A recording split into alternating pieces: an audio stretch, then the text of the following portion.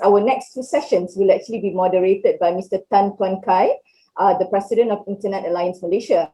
Mr. TK is actually widely known as the domain name industry pioneer in Asia and has shown keen interest in nurturing new talents for the internet business.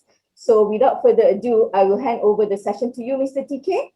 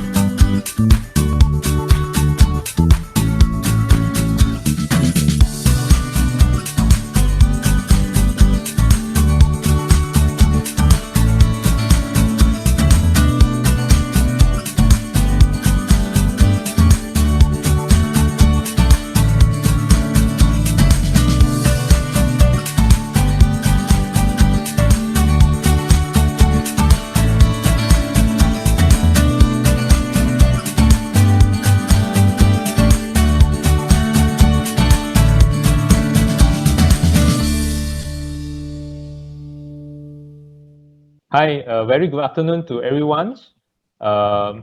This is the MOE UBSM Digital Education Odyssey series. Our topic for today is education for industry relevance. First of all, let me introduce myself. My name is TK Tan. I am the president of IA, and we have two distinguished gentlemen here. We have Lance. Lance is from VLAN, iLance, and we have Dash. Dash has a very distinguished career. So, and before I go on to introduce both of them, let me just say a few words about my organization. IA, Internet Alliance Malaysia, is actually an association for tech entrepreneurs that groups together that provides digital service. And we have all the top players in the cloud, hostings, e-payment, e-commerce, DC, and digital solutions. And my daily job is actually, I'm the founder of Kinetics, managed IT service provider, and also we manage a lot of websites to 5,000 resellers in over 60 countries. Okay, and today, the topics that we have is very close to our hearts. How do we link education with industry? And we have Lance Chong. He will bring us to the topic of pivots towards industry relevance. Okay, let me start off with introduce who is Lance. Lance is actually an experienced serial entrepreneur who has gone through just a total of 9 months before he started his first business at the age of 22. Since graduating from Sunway with a degree in computer science, coupled with MBA in Preston University, he has actually started several businesses in the past 17 years and currently owns and manages 4 different companies in technology, service, and business and technology consultancy.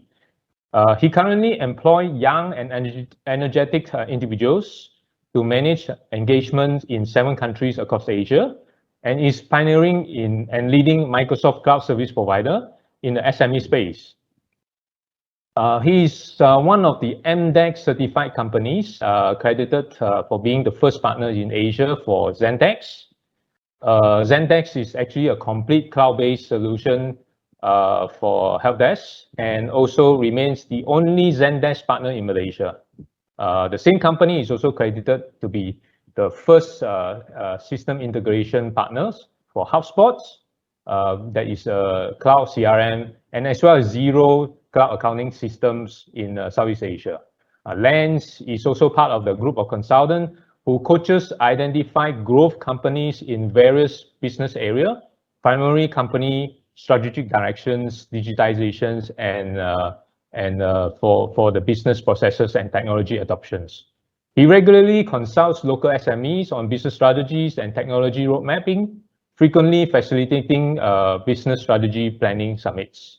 Okay, over to you, Lance. Wow, that's a very long introduction. Thanks for the introduction, TK. I'm also a member of IA, by the way. Thanks for joining me today in my session today. Today, I am actually going to be talking about pivoting into industry relevance. It might seem like a little bit of a heavy topic, but it's quite simple actually. In the end, everybody wants to make sure that what they are studying and what they are doing is actually going to be relevant when they come out and work, right? So you need to ensure that whatever that you do, whatever that you learn, can be used when you actually start work, right? Now, there are actually a few, very few important things that I feel that someone actually needs to stay relevant in any industry. Two are fairly easily learnable. Another two are slightly harder, but of course there's going to be a lot more, but these are the few that I value personally, right? So the first two is actually about customers. What do I mean about that? So now, the first two skills is quite easy for anybody to pick up, both of which apply to anybody in any industry because it cuts across all sectors, be it whether you're in commercial, whether or not you're working with government agencies. What I'm referring to are customers, right? Because for as long as you are working, you are dealing with a customer, be it an internal customer or an external customer.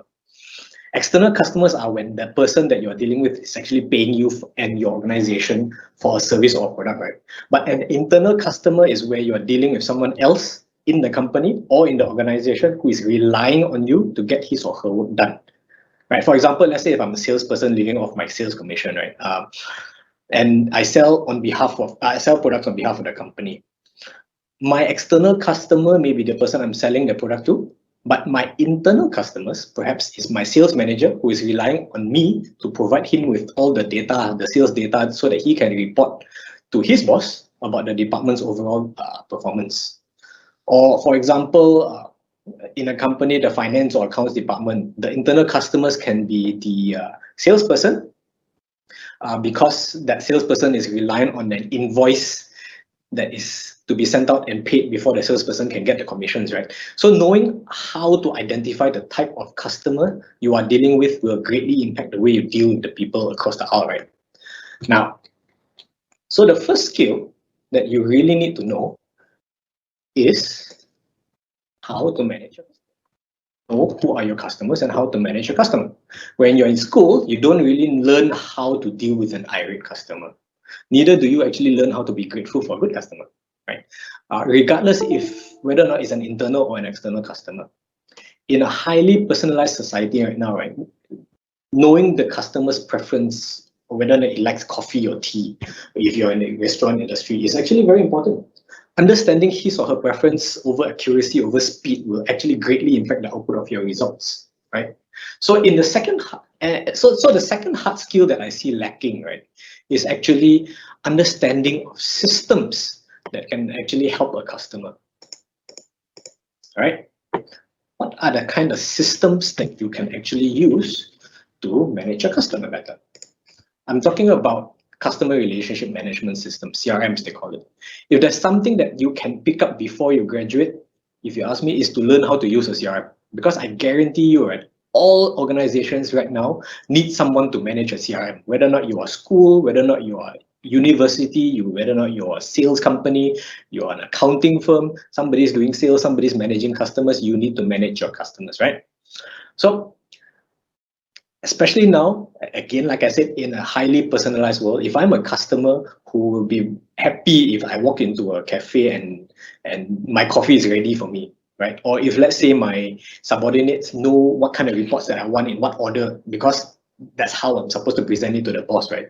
Systems actually can help you organize all of these details centrally, so you won't really have to look anywhere else for information. The worst if those information that you're looking for that your predecessor already left the organization. Customer experience systems really help you communicate with your customers effectively, especially if they are more comfortable using the mode of communications that they are comfortable in. Because now again with personalization, where everybody has their own way of communicating. Some people like to use Facebook, some people like to use Twitter, some people like to use Instagram, WhatsApp, WeChat, you name it, right? So there's all sorts of different channels that a lot of people use. So how do you manage customer experience? How do you manage the customer that you're engaging with? So you need to know a system. So if there's one skill that you should learn before you actually start work somewhere, it's learn something simple like a CRM, how to manage your customer. So to recap, the first of two, how to manage a customer, and the second one is to understand a system that can help you manage that customer. Now, the third and fourth thing is slightly more complicated. Now, but it's not. Am I talking about? I'm talking about leadership. I'm not exactly an expert in the topic, but leadership is both actually a research area. It's also a practical skill where the ability of a person or a group or organization to lead or influence and guide individuals, teams, or another organization. To me, leadership is actually very simple. It's about your ability to take action to help the person next to you to be the best person, to actually bring out the best in the other person, to the best of your ability, of course. So when you help that other person, naturally that person will actually follow you. Because being a leader is for someone else to trust you. Which is why we find it sometimes very difficult to trust politicians, right? Because we know through their words and actions that they've betrayed our trust. It's actually very easy to tell who are the leaders and whom are not, just by their actions. So how do you learn this skill? It's easy, just help somebody without expecting anything in return. And then one way or another, you without even realizing it, you actually have a following without even realizing it. Because real leaders don't care about authority. Their sole purpose is actually to serve. John Kennedy said, right, ask not what your country can do for you, but ask what you can do for your country. Leaders lead not to serve those above them, they lead to serve those who serve them. The truly effective and inspiring leaders, right, aren't actually driven to lead people. They're actually driven to serve people, and definitely not to profit from them, right? Right? Now, then help someone. It's very simple. And finally, the last thing I want to share about is grit. What is grit? Grit is actually a positive non-cognitive trait based on someone's perseverance of effort combined with the passion to reach an end state. Very long explanation. It's actually a very powerful motivator to achieve an objective, actually. Studies actually show that grit can be a better predictor of success than intellectual talent, because it serves as the overriding factor, right, that actually gives you the stamina required to pivot and adapt when facing challenges and setbacks. If you don't, but you don't get gritty overnight. It's a trait that you pick up over time, learning, pain, hardship, right? What really sets you apart is how far you go to actually see success and not quit along the way. If you ask me, sports is actually a very good way of instilling grit from the young. Sure, you get a medal from winning, right? But you actually learn a lot by losing, how to pick yourself up after failing and train even harder to win the next time. If you lose, keep training until you win, right? Dealing with a customer is actually the same. You don't quit after dealing with one nasty customer, right? You keep going and going and going. Dealing with a boss is also the same. So you don't quit after just one reprimand. You continue to improve yourself and keep going. So a career is really like climbing a mountain, right?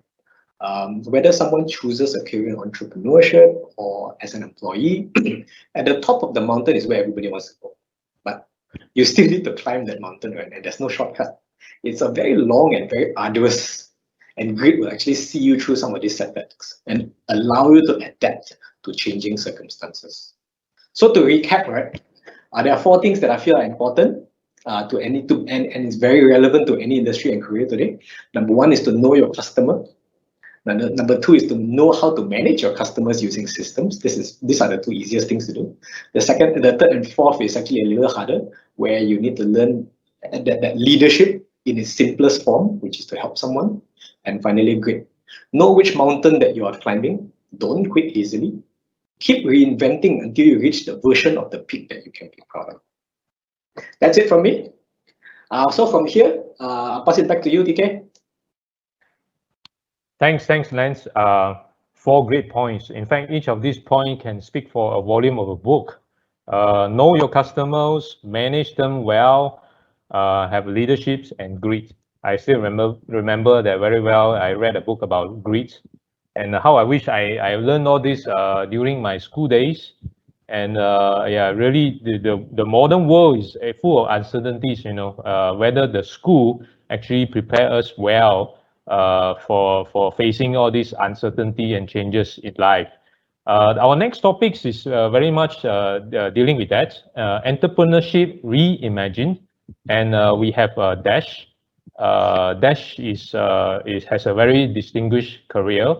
Dash is actually an alumnus of Judge Business School, Cambridge University, and Edinburgh Business School, and has been the startup ecosystem for more than 2 decades. He is a recipient for US State Department's prestigious IVLP fellowships on entrepreneurship. And Dash currently mentor early stage entrepreneurs, both locally and globally, and facilitate programs on building ventures and design thinking. Dash is the judge for MIT Review Innovators Under 35 and a founding board member for Allied for Startups, a EU-based policy group for startups. Dash was the founding directors of Silicon Valley-based accelerator program, the Founder Institute, and runs the Perth chapter for 2 years. In Malaysia, Dash is the founder of Startup Malaysia, a very famous organization. And under this company, Dash has organized and ran many world-class programs to seed entrepreneurships and help early stage startups launch ventures. So over to you, Dash. Thank you very much, TK, for having me on this program. I think one thing I forgot to write in my profile is that Dash has had more failures than successes. Maybe I should have added that. You know, yeah, I think sometimes we write profiles to make ourselves look too good, but actually behind all these successes, there are so much more failures, right? And that's what Lance talked about, grit and leadership and going through. And one doesn't get to where one is without some level of grit. I don't have the grit that the young Lance have, but you know, somewhat. Yeah, today I just want to talk about uncertainty. The world is an uncertain place. A lot of uncertainty around us. The COVID pandemic has thrown us haywire. Many businesses are brought to their knees because of this. Students going into graduating are having a lot of anxiety. They don't know what to do, whether their degrees are going to be useful. The world is rapidly changing. A lot of businesses are asking themselves, what do I do next? Can I even plan? I don't even know whether my restaurant, I was just made so much money, put up so much money to open this restaurant. Now it's all gone into a lockdown, 2 years almost. So many businesses, the travel industry, the tourist people who are organizing, everything has come to a grinding halt. What should one do next? And you know, a lot of people say, is the pandemic a black swan event? A black swan event meaning something that happens all of a sudden, not predicted. It is not, according to Nassim Taleb, the founder of the writer of the book Black Swan. He says 64 over pandemics has happened before, and there will be more coming soon. So it is about uncertainty. The world is about uncertainty. And what should we do? And what are the skills that we should build for our young people? What should institutions think about in building the next generation of people? What are the skill sets one should have? So these are things that I quickly want to talk about. How did we get here? How did we get to this level of uncertainty and using the technological landscape? So a little bit of history, human history about progress. Yeah, so we have been, you know, somewhat, what shall I say? Life has been somewhat, the trajectory has been rather slow and predictable for many, many years, you know, from the beginning of our civilization until the 20th century. Our progress has been exponential. The growth has been completely exponential. And if you look at this, where do you think you will end up? That's what we predicted our life. And then suddenly there's an exponential growth. All our education system, all the programs that we've gone through, our MBA programs, is all about prediction. I can forecast the future. I can make sure that this is how I predict the future. All the business plans we've written actually is become about predicting the business. But world is not the same anymore, you know. And today we found that even the Inc. 500 companies don't write that many business plans anymore. So part of it is because of technology, since technology has created this exponential growth, unprecedented over, which actually makes all of us learners, all of us, are in a kind of starting from ground zero at every point a new technology comes. Okay, this basically goes on to show that. But I mean, take a look at this, Lake Michigan, and the volume of Lake Michigan when you drop water and our brains, when technology is taking over, how quickly the algorithms can take over the brain functions and predict and do a lot of things that we can do. So why did we get to this place? How did this happen? It's basically two reasons. One is the Moore's law says that computing power doubles every 18 months as price drops, and Kurzweil's law that says that every civilization or every community actually builds on the previous community's advancements and innovation and grows at an exponential phase. So if you look at this, that the 21st century will achieve 1,000 times the progress of 20th century. And this is really no joke or science fiction. Yeah, we never thought 3 months ago Richard Branson will fly into space. Now he's made space tourism something that is going to happen. Is going to be something always can happen. Look at this. It says World Economic Forum says we are moving fast and nobody knows where we are going. So essentially, that's what the world is coming to. No one can predict. There is also the end of forecasting, and in my conversation with Lance just now, he says now it's about nowcasting, right? So what does it mean? The pandemic. Okay, the pandemic again has become an accelerant. A machi who sells goreng pisang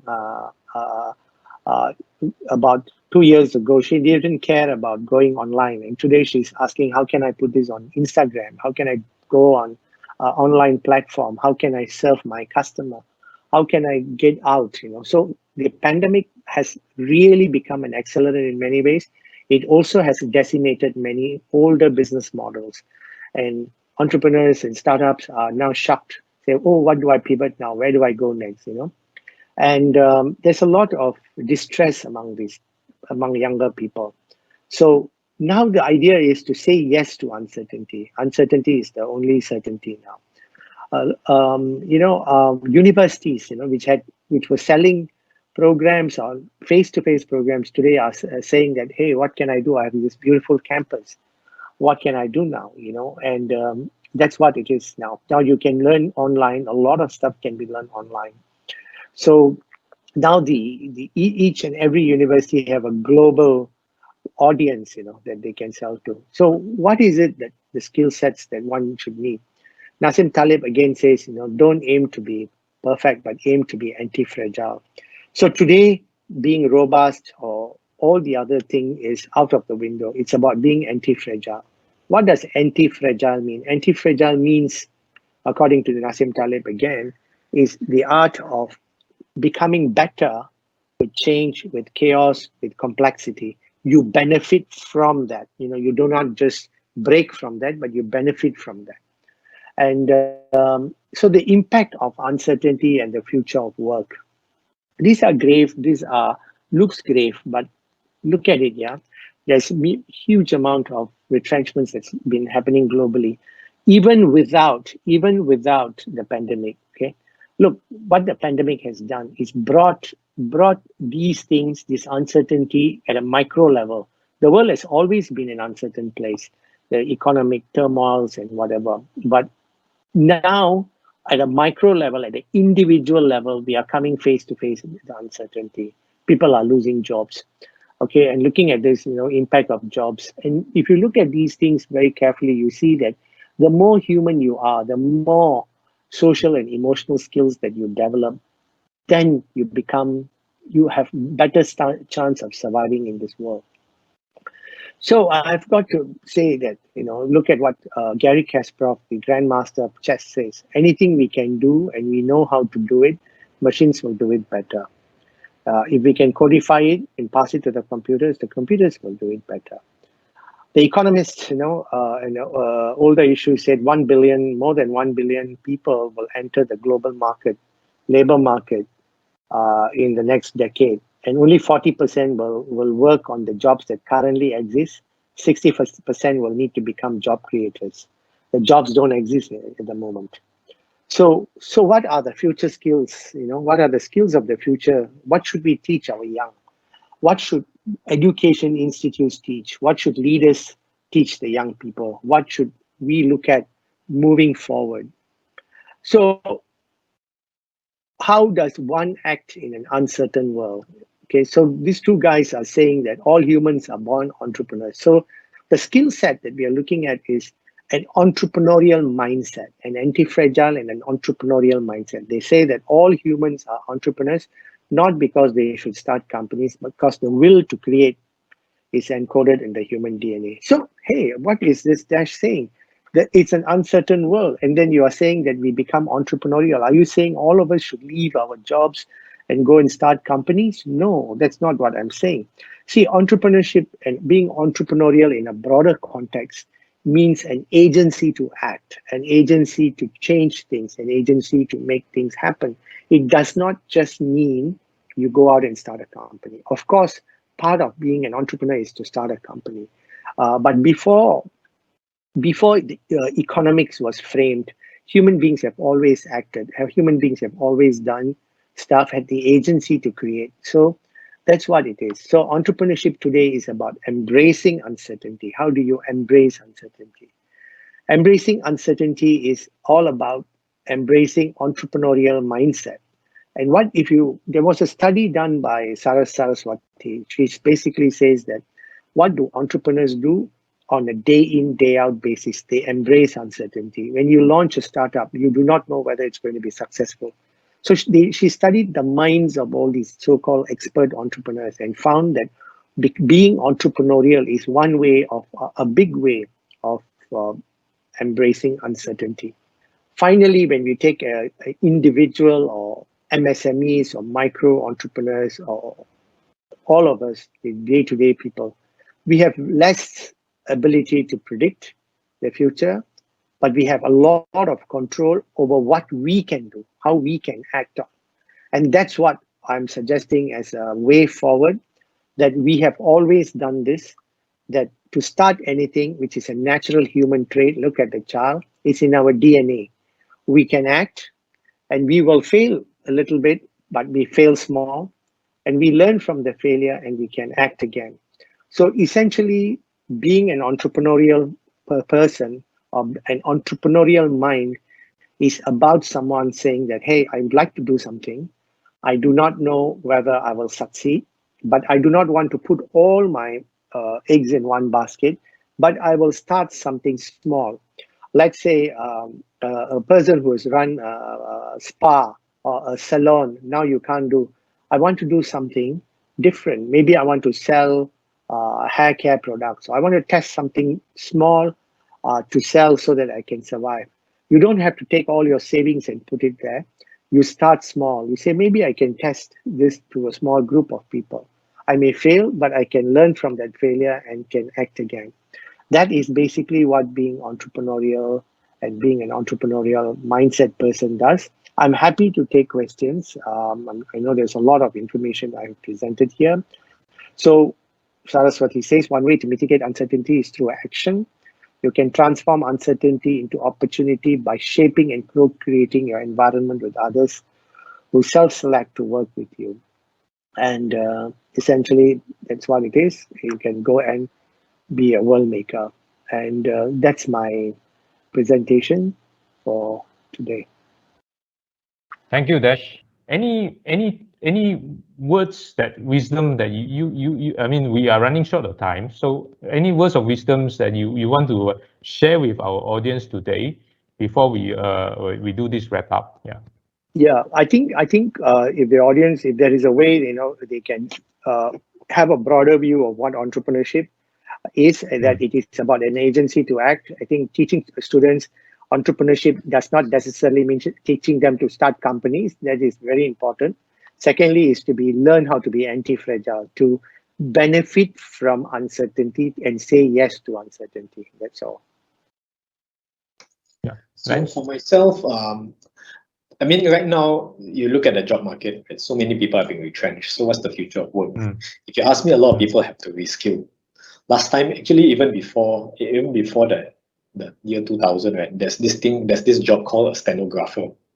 Nowadays, nobody even knows what the heck is a stenographer anymore. You're probably just Googling it right now, what's a stenographer. So jobs changes all the time. So people need to change all the time as well. So if you ask me, what are the youth's prospects for jobs right now? If you are equipped with what you learn in school, you need to learn something new, because whatever that you learn in school is not going to be enough to sustain you. You're going to have to learn something new, something that the industry really needs. Because what you have now will not be good enough for you to get a job these days. Right. Thank you very much. We are running short of times. If you have more questions, we will probably respond through emails. The organizer will get back to you. And gentlemen, my great pleasure to have you in the panel. Thank you for all your insights, all the informations, all the wisdom that you shared today. Thank you very much. Thank you. Great Thanks for honor having to be me. here. Cheers. Yeah. Bye. Thank you.